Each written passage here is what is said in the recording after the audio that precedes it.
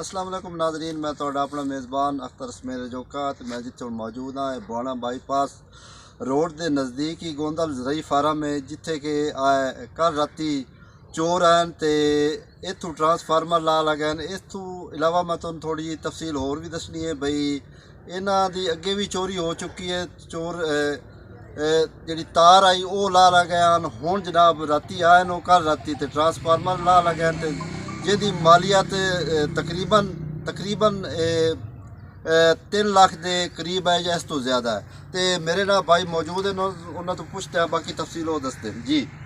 जी ये सर कल का वाक़या कल राती चोर नहीं आए ने साडा बंदा इत्थे मौजूद कोई ना, उनकी तबीयत खराब आ जी तो इस बना ते सुबह मैं नमाज पढ़ के घरों निकलिया तो नदी मैंने कॉल आई। असीं आके वेख्या तो ट्रांसफार्म सारा थले लत्था पिया खुला पिया, तेल शेल उनका सारा उन्हें वीट दिता है। बाकी जी तार साड़ी खूह वाली 30 फुट आ 30 तो 35 फुट कपर की डबल वो भी कट्टी पई आ। उस बाद असां 1-5 से कॉल की। इस तो पहले साड़ी चोरी एक हो चुकी, तार पहले भी चोरी होती थी, असां FIR कराई आ, उससे भी कोई अमल दरामद हाली तक नहीं हुआ। वो भी तकरीबन साढ़ा 3 लाख का नुकसान हो गया है।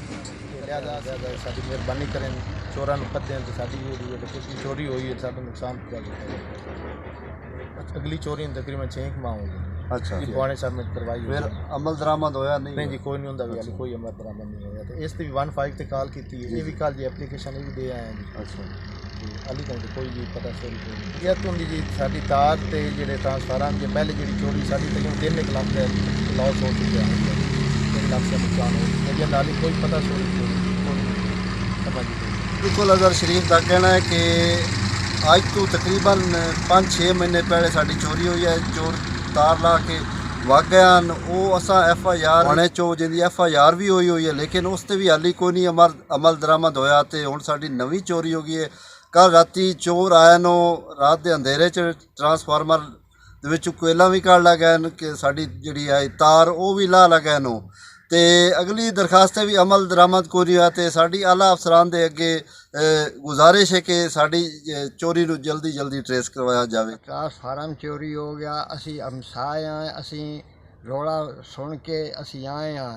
ट्रांसफार्म लत्था पिया है, जेडे ट्रांसफार्म ला के लई जाते हैं उन्हों के खुरे लगे हुए नो। लिहाजा मेहरबानी करके तुसी साडी कोई इमदाद करो अफसरान कि साडा ट्रांसफार्म लभ जाए। तो साड़ी आला अफसरान के अगे गुजारिश है कि साड़ी चोरी नूं जल्दी जल्दी ट्रेस करवाया।